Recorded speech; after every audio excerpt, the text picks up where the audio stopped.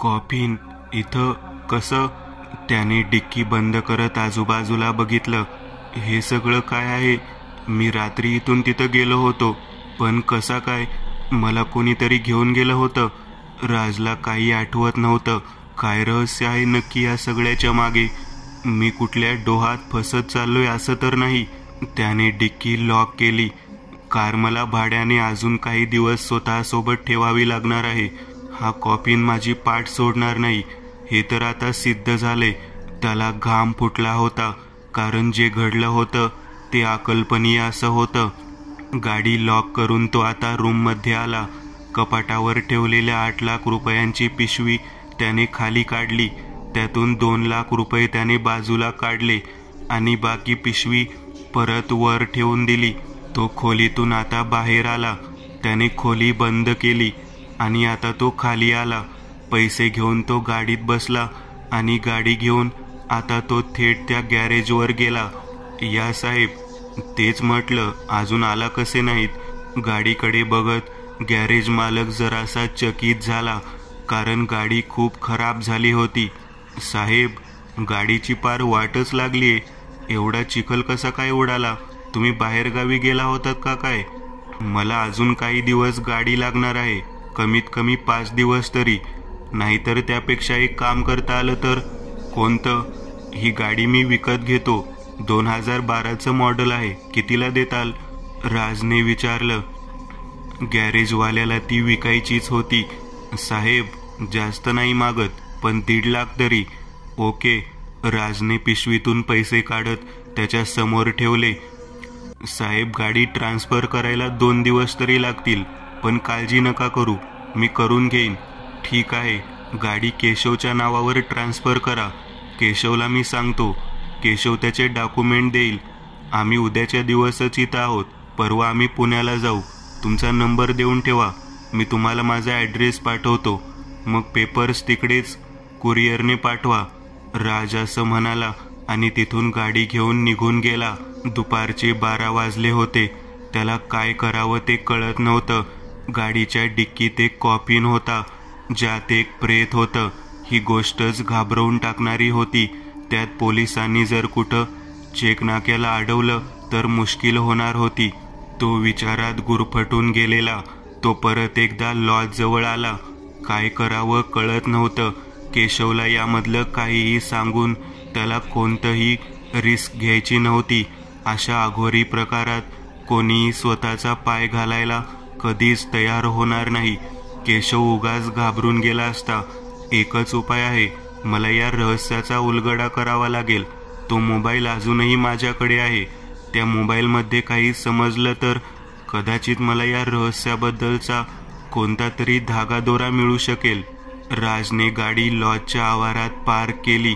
तो कॉफी अजूनही डिक्कीतच होता. डिक्की व्यवस्थित लॉक करत तो आता रूममध्ये आला. खोलीचं दार व्यवस्थित बंद करत त्याने आता तो मोबाईल ड्रॉवरमधून बाहेर काढला. मोबाईल डिस्चार्ज झाला होता. त्याने तो मोबाईल चार्जिंगला लावला. मोबाईलची बॅटरी चार्ज होत असताना त्याने आता दारूचा एक ग्लास भरला आणि तो ग्लास एका दमात रिकामा केला. त्या दिवशी त्याला व्हॅनमध्ये मिळालेली डायरी त्याने परत एकदा काढली आणि परत एकदा तो त्यातली पाने चाळू लागला. अर्ध्या तासानंतर त्याने मोबाईल बघितला. तो मोबाईल चार्ज झालेला होता. मोबाईलमध्ये कोणते सिम कार्ड नव्हतं, त्यामुळे मोबाईल ऑन करून त्याला त्यात काही मिळते का ते पाहण्यात कोणता धोका नव्हता. त्याने मोबाईल सुरू केला. फोटो गॅलरीमध्ये रितेशचेच फोटो भरलेले दिसत होते. रितेश हा रसिक शहाचा एकुलता एक मुलगा होता. त्या मोबाईलमध्ये रसिक, रितेश आणि त्यांच्या कुटुंबियांचे वेगवेगळ्या समारंभातले, कार्यक्रमातले आणि इतर असे बरेच फोटो होते. राजनी सगळ्यात जुन्या फोटोपासून बघायला सुरुवात केली. 2021 मधला जुना फॅमिली फोटो तो पाहत होता. त्यात रितेश, त्याच्या बाजूला एक स्त्री, तिच्याकडे वर एक लहान मूल, तसेच रितेशच्या दुसऱ्या बाजूला उभे रसिक शहा. बाजूला त्यांची पत्नी आणि अन्य काही घरातले लोक दिसत होते. आता एक एक करत तो नजीकच्या काळातले फोटो पाहत होता.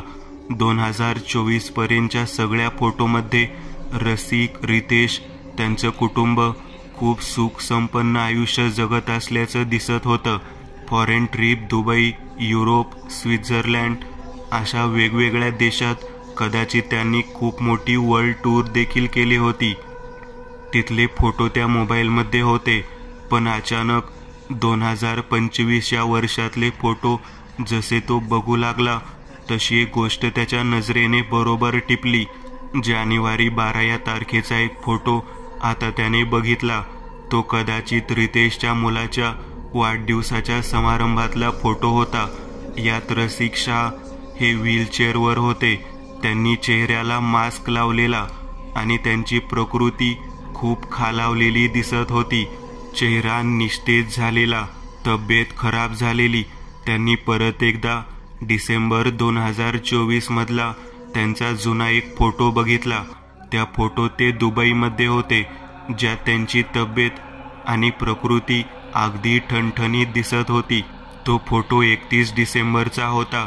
मग 12 दिवसात असं काय झालं?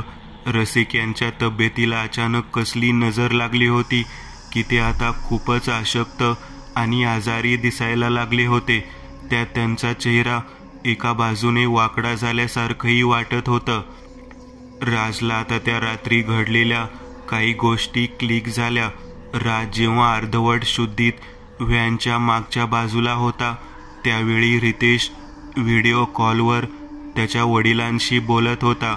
फोनवर त्याचं रडणं, त्याचं ओरडणं आणि त्याच्या एकूणच चेहऱ्यावर चिंता दिसत होती. तो खूप स्ट्रेसमध्ये होता. म्हणजे नक्कीच रसिक यांच्या खालावलेल्या तब्येतीचं आणि या संपूर्ण प्रकरणाचं काहीतरी घेणं देणं आहे. त्याने आत व्हिडिओ गॅलरी उघडली. व्हिडिओ गॅलरीमध्ये सुरुवातीचे काही व्हिडिओ तसेच होते, फॉरेन ट्रिपचे, पार्टीमधले. ते त्याने पटपट फास्ट फॉरवर्ड करत बघितले आणि आता शेवटचे 5 व्हिडिओज राहिले होते. प्रथम दर्शनी वर पाहता काळ्या रंगाची स्क्रीन दिसत होती. नक्की व्हिडिओच्या आत काय असेल याची त्याला कल्पनाही नव्हती. त्याने पहिला व्हिडिओ ओपन केला. व्हिडिओ सुरू झाला. व्हिडिओमध्ये रसिक पलंगावर आडवा झालेला, त्याचं तोंड एका साईडला वाकडं झालेलं दिसत होतं. सुरुवातीला असं वाटलं जणू त्याला पक्षाघाताचा झटका वगैरे आला असावा आणि त्यामुळे त्यांची अशी अवस्था झाली असेल असं राजला वाटलं. त्याने मास्क काढला आणि जसा रसिक बोलू लागला तसं राजला जाणवलं की हे प्रकरण काहीतरी वेगळंच आहे. त्यांचं तोंड जास्त उघडलं जात नव्हतं. शट, हे काय आहे? राजला आता एक गोष्ट लक्षात आली. रसिकच्या तोंडाचा भाग जणू काही निमुळता झालेला. सामान्यतः एक नॉर्मल माणसाच्या दोन्ही ओठांच्या मधला भाग हा लवचिक असतो. खाताना, पिताना, हसताना, बोलताना आपलं तोंड अगदी सहजरित्या आपण उघडू शकतो. पण रसिकच्या बाबतीत जरा विचित्र झालेलं. त्याचे ओठ बारीक झालेले आणि दोन्ही ओठांमध्ये केवळ एक जेमतेम 2 इंच एवढी जागा शिल्लक राहिली होती. त्याचं तोंड 2 इंचापेक्षा जास्त उघडू शकत नव्हतं आणि कदाचित त्यामुळे तोंडाशी माईक धरून बोलत होता, जेणेकरून तो जे काही बोलेल ते व्यवस्थितपणे रितेशला ऐकू जावं. राजने तो व्हिडिओ थांबवला आणि आधीच्या म्हणजेच डिसेंबर 31च्या रात्री दुबईमधल्या एका व्हिडिओचं चित्रण पाहायला सुरुवात केली. त्यामध्ये रसिकच्या तोंडाचा आकार अगदी सामान्य होता. पण हा व्हिडिओ 12 जानेवारीचा होता, म्हणजे जवळपास 12 दिवसानंतरचा. रसिकच्या चेहऱ्यावर कोणत्याही सर्जरी किंवा ऑपरेशनच्या खुणा दिसत नव्हत्या. त्याचा चेहरा निस्तेज झाला होता, पण त्याच्या चेहऱ्याचा आकार आधीसारखाच होता, पण फक्त त्याचं तोंड निमुळतं झालेलं. हे काय आहे आणि हे कशामुळे झालं असेल? राजला काहीच कळत नव्हतं. रसिकच्या चेहऱ्यावर कोणत्याही सर्जरी किंवा ऑपरेशनच्या खुणा दिसत नव्हत्या. त्याचा चेहरा निस्तेज झाला होता, पण त्याच्या चेहऱ्याचा आकार आधीसारखाच होता, पण फक्त त्याचं तोंड निमुळतं झालेलं. हे काय आहे? त्याने तो व्हिडिओ परत पहिल्यापासून बघायला सुरुवात केली अण्णा इकडं बघा आणि काहीतरी बोलायचा प्रयत्न करा. रितेशचा मागून आवाज येत होता. अरे करतोय ना. रसिकच्या चेहऱ्यावर चीड जाणवत होती. मी बोलतो आहे, तू रेकॉर्ड कर, पुढं उपयोगी पडेल. रसिक म्हणाला. रितेशने मोबाईल आता कुठल्या तरी स्टँड किंवा ट्रायपॉडवर लावला आणि तो रसिकच्या पलंगाच्या बाजूला असलेल्या खुर्चीवर बसला. बोला अण्णा, सगळं रेकॉर्ड होते आता. रितेशच्या चेहऱ्यावर एक टेन्शन दिसत होतं. काय सांगायचं होतं तुम्हाला आणि तुम्ही मला हे सगळं रेकॉर्ड का करायला लावत आहात? रितेशने विचारलं.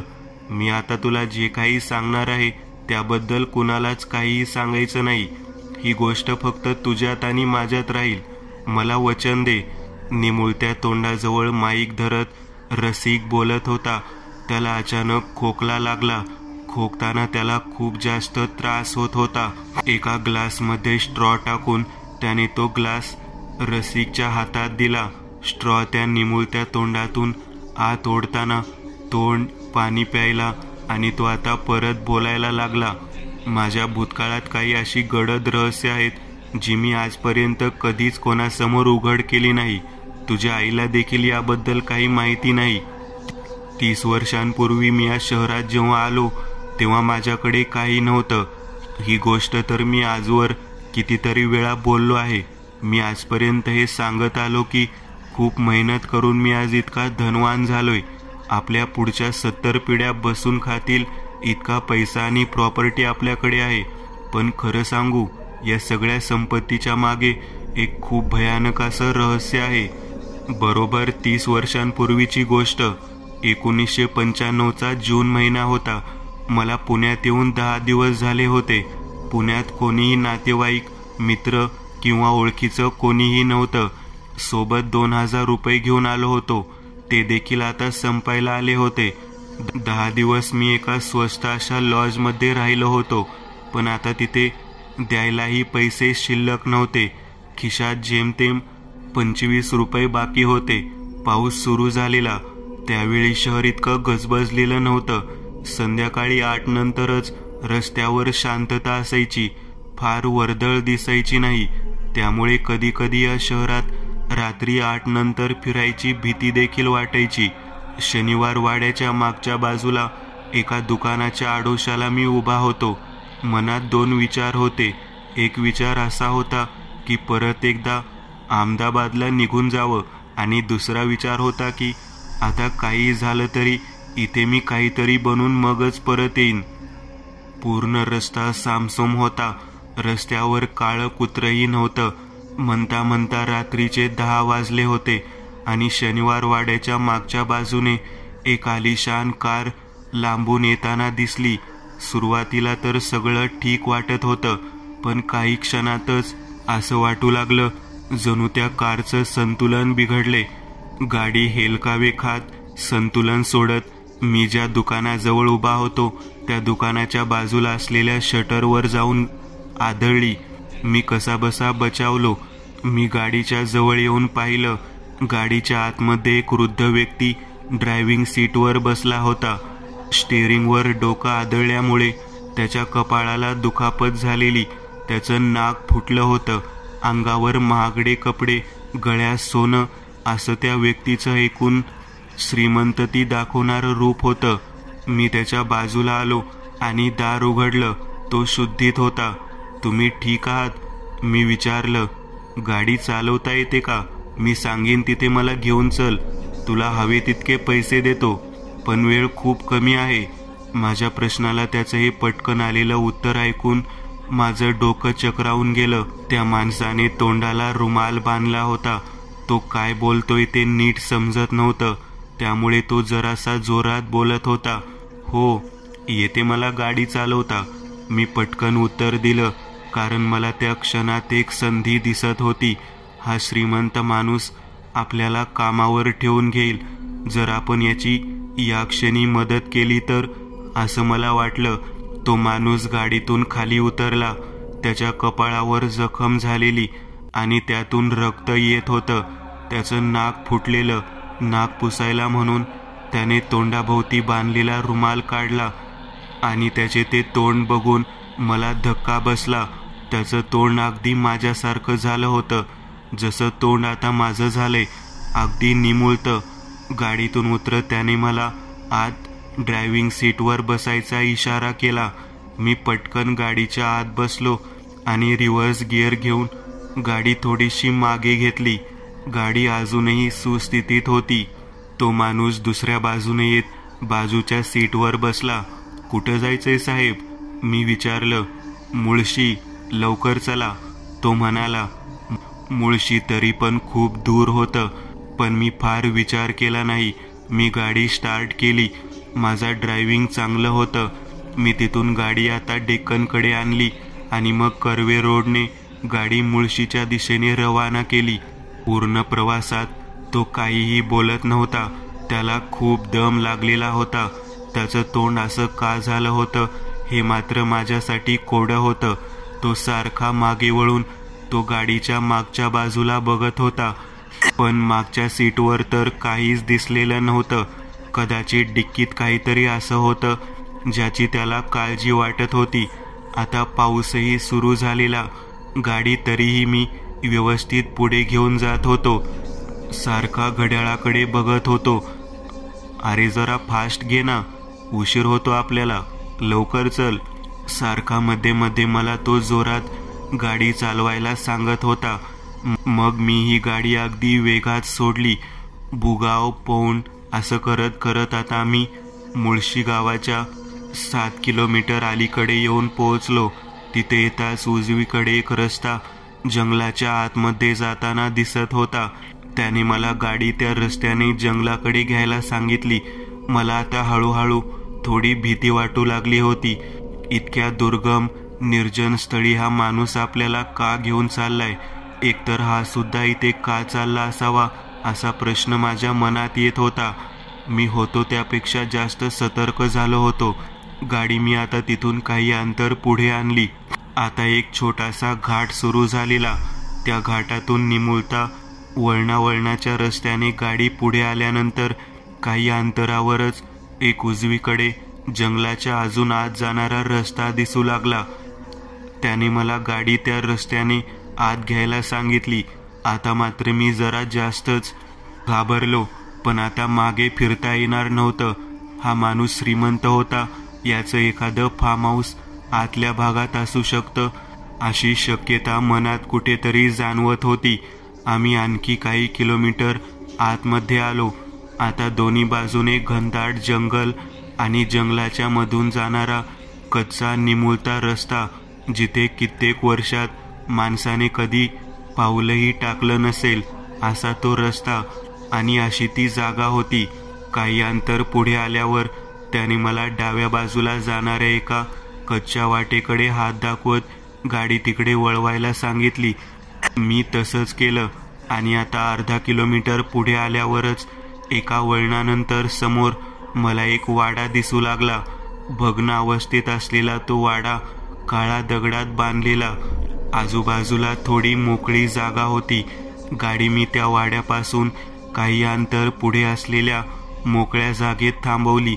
चारी बाजूने वेढलेलं जंगल आणि वाड्याच्या आजूबाजूला काही मीटर अंतरानंतर खोल दरी होती. कित्येक वर्ष इथं कोणी फिरकलंही नसेल. इथली लोक हा वाडा नाही म्हटलं तरी 10 वर्ष आधीच सोडून गेली असतील अशी त्या वाड्याची गत बघून वाटत होतं. तो उतरला. मीही उतरलो. तो डिक्कीच्या जवळ आला. मी देखील जवळ आलो आणि तितक्या डिक्कीच्या आतून कसले तरी आवाज येऊ लागले. जणू कोणीतरी डिक्कीमध्ये होतं जे बाहेर यायची धडपड करू लागलं होतं. त्याने माझ्याकडे बघितलं. तो घाबरला होता. तितक्यात त्यांनी कमरेला लावलेली एक पिस्तूल बाहेर काढली आणि माझ्यावर रोखली. डिक्की उघड. पिस्तूल माझ्यावर रोखत तो मला डिक्की उघडायला सांगू लागला. माझ्या छातीत धडधड सुरू होती. नक्की डिक्कीत कोण होतं या विचाराने माझं डोकं सुन्न झालं होतं. मी डिक्की उघडली आणि मागे सरकलो. एक व्यक्ती डिक्कीमध्ये होता. त्याच्या अंगाला पॅन्टचा वास येत होता. काळा रंग, अंगावर रंग लागलेले कपडे बघून समजत होतं की हा कोणीतरी रंगकाम करणारा मजूर असावा. एक लोखंडी रॉड उगारत तो एकदम डिक्कीतून माझ्या अंगावर आला. मी बाजूला सरकलो. तो म्हातारा, त्याने त्या मजुरावर गन रोखली, पण ट्रिगर दाबत नव्हता तो. अरे कोण आहात तुम्ही? का आणलंय मला इथं? त्याने आजूबाजूला बघत त्या म्हाताऱ्यावर रॉड मारायचा प्रयत्न केला. म्हातारा पॅनिक झालेला. तो मजूर त्याच्या अंगावर परत रॉड घेऊन झेपावला आणि त्यातच त्याचा पाय घसरला. खाली चिखल होता. तो खाली पडला आणि पुढच्याच क्षणी तो बाजूला पडलेला रॉड उचलून त्याच्या डोक्यात मारला. तो माणूस जागीच बेशुद्ध पडला. अरे हे काय केलं तू? अनर्थ घडणार आता. मारून टाकलंस त्याला? अहो नसतं मारलं तर त्याने आपल्याला इजा पोहोचवली असती. मी म्हणालो. मूर्खा. अरे असं म्हणताच तो म्हातारा अचानक छातीशी हात धरत गाडीला येऊन टेकला. त्याला कदाचित छातीत दुखत असेल. त्याने पिस्तूल खाली टाकलं. इकडे ये. मी आता बहुतेक फार काळ जगणार नाही असं वाटतंय मला. आणि जर मी असा मेलो तर मात्र मृत्यूनंतरही मला भयंकर यातना भोगत राहाव्या लागतील. एकच उपाय आहे यावर. तूच तो उपाय करू शकतोस. तो माणूस काय बोलत होता मला काहीच कळत नव्हतं, पण त्याच्या बोलण्यातून एक भयंकर भीतीची जाणीव होत होती. मला काय करावं ते कळत नव्हतं, पण त्याचे शब्द मनाचा वेध घेणारे होते. का कुणास ठाऊक त्याचे शब्द ऐकून असं वाटत होतं की जणू माझ्या आयुष्याला कलाटणी देणारा हा प्रसंग असेल. सांगा काय करायचं आहे? मी विचारलं. आधी बघ तो माणूस जिवंत आहे का? तो म्हणाला. मी निश्चित पडलेल्या त्या माणसाच्या जवळ आलो. त्याच्या नाकासमोर हात धरला. त्याचे श्वास सुरू होते. गाडीच्या डिक्कीत एक कॉफिन आहे, तो बाहेर काढ. तो कॉफिन आणि या माणसाला आपल्याला या वाड्याच्या आत न्यायचं आहे. आपण आत जाऊ. तिथे मी तुला सगळं काही सांगीन. हे कसं करायचं असतं, याने काय होतं. तो म्हणाला. मला काही कळत नव्हतं, पण तो जे सांगत होता ते मी करू लागलो. पहिले तर मी त्या माणसाला वाड्याच्या या ओसाड इमारतीमध्ये घेऊन गेलो. तिथे आत गेल्यावर पहिली एक छोटी खोली लागते आणि तिथूनच सरळ पुढे गेल्यानंतर एक मोठी खोली लागते. त्या खोलीत त्या माणसाचं बेशुद्ध पडलेलं शरीर जमिनीवर ठेवत मी परत एकदा बाहेर आलो. गाडीच्या डिक्कीचं दार उघडलं. आतमध्ये एक लाकडी कॉफिन होता, जुन्या सागवानी लाकडाचा बनलेला, ज्यावर नक्षीकाम केलेलं होतं. कॉफिन का कुणास ठाऊक हलका वाटत होता, म्हणजे आतमध्ये काही नसावं अशी माझी धारणा होती. तो कॉफिन कसाबसा उचलत मी आतमध्ये घेऊन आलो आणि तोपर्यंत तो म्हातारा त्याच्यासोबत एक पिशवी घेऊन आत आला.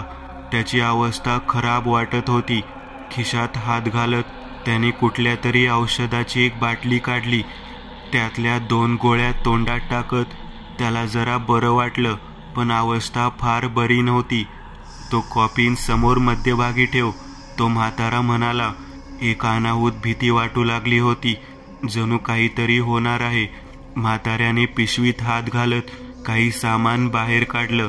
त्यात एक पांढरं वस्त्र होतं. एक चांदीची का सोन्याची कसली तरी थाळी होती. पीठ होतं. तांदूळ पूर्णपणे पिसल्यावर तयार झालेलं ते पीठ होतं, ज्यात खूप सारं मीठ मिश्रित केलेलं होतं. असं काही विचित्र साहित्य होतं. आता मी सांगतो ते कर. माझ्यावर विश्वास ठेव. मरणारा माणूस कधी खोटं बोलत नाही. बाजूच्या खोलीत जा आणि पूर्णपणे विवस्त्र होऊन इथे ये. तो म्हणाला. मला काही कळलं नाही हा नक्की मला काय करायला सांगतोय, पण त्यांचं बोलणं मी टाळू शकलो नाही. मी लगेचच बाहेरच्या खोलीत गेलो. अंगावरचे सगळे कपडे उतरवून विवस्त्र अवस्थेत तिथे आलो. अजून 15 मिनिटे आहेत आपल्याकडे. त्या माणसाने घड्याळाकडे बघत म्हटलं. हा एक आघोरी विधी आहे. या विधीबद्दल मी तुला सगळं काही सांगेन, पण त्याआधी तुला हा विधी नक्की कसा करायचा आहे ते नीट समजून घे.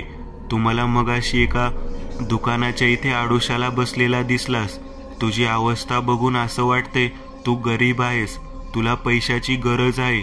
हा विधी तुला या जगातली प्रत्येक गोष्ट देऊ शकतो. या विधीमुळे तुझ्या मनातली प्रत्येक इच्छा पूर्ण होईल. तिच्या पूर्ण होण्याचं कोणतंही स्पष्टीकरण नसेल, पण सगळ्या गोष्टी इतक्या नैसर्गिकरित्या घडून येतील की तुझी इच्छा पूर्ण होईलच. मी सुद्धा एक साधा मजूर होतो. 25 वर्षांपूर्वी या विधीला मी सुरुवात केली. कसं ते आता सांगण्याची वेळ नाही, पण 25 वर्षात मी आज या समाजातला सर्वात श्रीमंत माणूस आहे. इतका पैसा माझ्याकडे आहे की मी काहीही विकत घेऊ शकतो. अगदी कोणतीही इच्छा असेल ती पूर्ण होईल. पण दर 6 महिन्यांनी येणाऱ्या अमावस्येच्या रात्री तुला एका माणसाचा बळी द्यावा लागेल. बळी देताना सुद्धा तुला स्वतःचे हात घाण करावे लागत नाहीत. तो कॉफिन दिसतोय, त्या कॉफिनचं दार उघड आणि हे पीठ या थाळीमध्ये घेऊन त्या कॉफिन जवळ जा. कॉफिनच्या आतमध्ये जे काही आहे त्याच्यावरती हे पीठ व्यवस्थित पसरव. त्याच्या तोंडावाटे या पिठाची चव त्याच्या जिभेला लागली पाहिजे. ते केल्यानंतर तसाच मागे ये आणि जमिनीवर गुडघे टेकून नतमस्तक हो. कॉफिनमध्ये जे काही आहे ते बाहेर येऊन उभं राहील. ते जसं बाहेर येऊन उभं राहील त्या क्षणी तुलाही खोली सोडून त्याच्या हद्दीतून बाहेर निघून जावं लागेल. ही खोली म्हणजेच त्याची हद्द आहे या रात्रीपुरती. तशी त्याला कोणतीही हद्द नाही. या खोलीतून तू बाहेर गेलास की मग काही वेळ विवस्त्र अवस्थेत बाहेरच दाराशी जाऊन उभा राहा. आतमधून तुला या माणसाच्या किंकाळ्या ऐकू येतील, पण त्याने घाबरून जाऊ नकोस. त्या माणसाच्या किंकाळ्या थांबल्यानंतर जेव्हा पूर्ण शांतता होईल तेव्हाच परत एकदा खोलीत ये. तू खोलीत जसं पाऊल टाकशील तुला फरक जाणवू लागेल. कॉफिनच्या जवळ जा. कॉफिन बंद झालेला असेल. कॉफिन उघडून एकदा नजर टाक. आतमध्ये जे काही आहे ते परत एकदा निजलेलं तुला दिसेल. परत एकदा कॉफिनचं दार बंद कर आणि कॉफिन स्वतःसोबत घेऊन निघून जा. तू कॉफिन घेऊन गेला नाहीस तर हा कॉफिन आणि त्या आतमधला तो जो कोणी आहे तो तुला शोधेल, तुझ्या मागे येईल आणि तुझ्या हातूनच हा कॉफिन घेऊन जायला लावेल. विधी आज पूर्ण केलास की मग तुला काही करायची गरज लागणार नाही. पूर्ण ताकदीने मनात एखादी इच्छा आणलीस की ती इच्छा पूर्ण झाल्याखेरीज राहणार नाही. हा विधी एकदा पूर्ण हो दे. मी तुला सगळं काही सांगेन. माझ्याकडेही वेळ कमी आहे. जाणवतंय मला सगळीकडूनच मृत्यू कोणत्याही क्षणी माझ्यावर झडप घालेल. पण मृत्यूपूर्वी मी तुला सगळं काही समजावून सांगेन. या विधीचे मूळ, या विधीच्या मागे असलेली सगळी रहस्य आणि पुढे तुला काय करायचं आहे ते आणि काय नाही करायचे ते सुद्धा. तो म्हातारा म्हणाला आणि माझे हातपाय गार पडले. नरबळी, मनुष्य हत्या या गोष्टी कधी स्वप्नातही विचार केल्या नव्हत्या. पण हा माणूस म्हणतोय त्यात तथ्य आहे.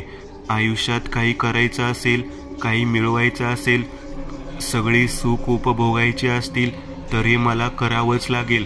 कारण या निष्ठुर जगात फक्त पैसा चालतो. मग तो कोणत्याही मार्गाने आलेला असू दे. पैसा हेच सत्य आहे. कुत्र्या मांजरासारखं जगून मरण्यात काही अर्थ नाही. मला हे करावंच लागेल. हीच ती संधी जिची मी कित्येक वर्ष वाट पाहत होतो.